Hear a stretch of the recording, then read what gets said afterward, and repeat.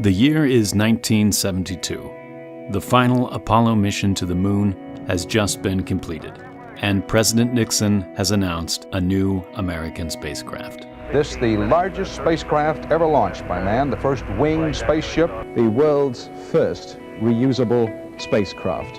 The Space Shuttle, capable of carrying several astronauts as well as large satellites into Earth's orbit. This new idea for a reusable spacecraft was meant to drastically reduce the cost of getting into orbit. And although the Space Shuttle did complete hundreds of successful missions, it never really lived up to everything it promised to be. Today, we have SpaceX making another attempt to cut the cost of getting into space. But what are they doing differently? How do we know the BFR won't become another space shuttle? In this video, we're going to compare the BFR to the Space Shuttle. We are also going to look at what caused the shuttle to fail and what SpaceX are doing to avoid the BFR having a similar fate. From the very beginning, the Space Shuttle was designed to be reusable and cheap to operate. During the development of the shuttle, NASA estimated that the entire cost for the 14-year lifespan of the shuttle would be around $45 billion. With the cost of each flight being around $54 million. NASA's original estimates fell very short. This was largely due to the incredible amount of refurbishment needed after each flight.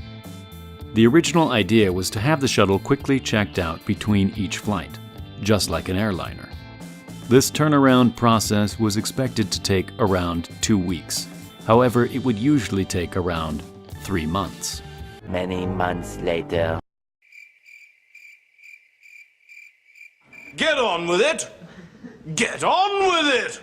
Each of the 3 RS-25 engines had to be detached and refurbished after each flight.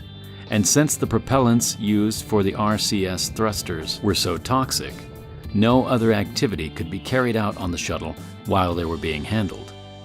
One of the most time-consuming aspects of the shuttle's refurbishment was the heat shield, with each of the 35,000 tiles having to be inspected individually between each flight. SpaceX planned to use a material called Pica-X for their heat shield. Although this material is designed to wear away slowly after each flight, SpaceX are aiming to get hundreds of uses out of it before it needs to be completely replaced. If SpaceX want the BFR to succeed in being cheap and reusable, they will need to master the art of rocket reusability. The Falcon Heavy in fully reusable mode is currently capable of carrying a similar payload capacity to the shuttle, but for a fraction of the cost. But even if they do master rocket reusability, they will need to do so without compromising on safety. One of the biggest problems in the Space Shuttle program actually had nothing to do with the vehicle at all. It was in fact NASA's attitude toward safety, which started to become more lenient in the 1980s. Due to an incredibly ambitious launch schedule, NASA's upper-level management started to embrace what many called go fever. In order to meet these ambitious launch dates, possible safety hazards were ignored, which led to the Space Shuttle experiencing 2 fatal disasters. With the BFR aiming to make its first flight to Mars in 2022, it's extremely important that SpaceX don't follow a similar path of cutting corners in order to make their own deadlines. One thing that SpaceX have shown over the years is their ability to make quick changes to the design of their rockets.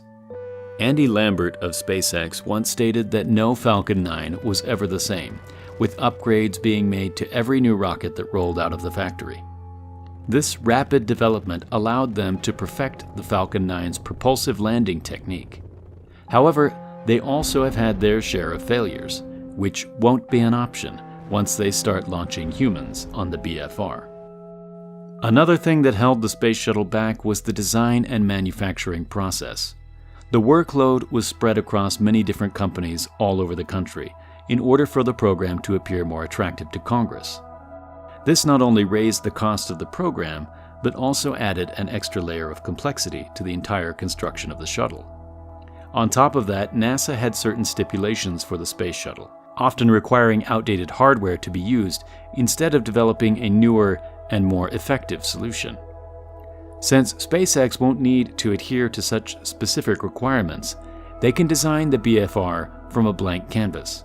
And with nearly everything being designed and manufactured by SpaceX themselves, every part of the vehicle will work together perfectly as intended. So although a lot of the hype surrounding the BFR does seem reminiscent to the conception of the Space Shuttle, it does seem like SpaceX are already starting off on a better foot. And if their success so far is anything to go by, we know the BFR would be very exciting. What do you think of the BFR? Will it live up to its goals, or will it struggle to achieve the low cost and rapid reusability that it promises to have?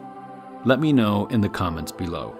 If you enjoyed this video and would like to contribute to Primal Space, please visit patreon.com/primalspace, where we will be doing a giveaway of a Saturn V Lego set once we reach 50 patrons. So make sure you're subscribed so you can join in the discussion as we continue to learn more about all things space. Thank you very much for watching, and I'll see you in the next video.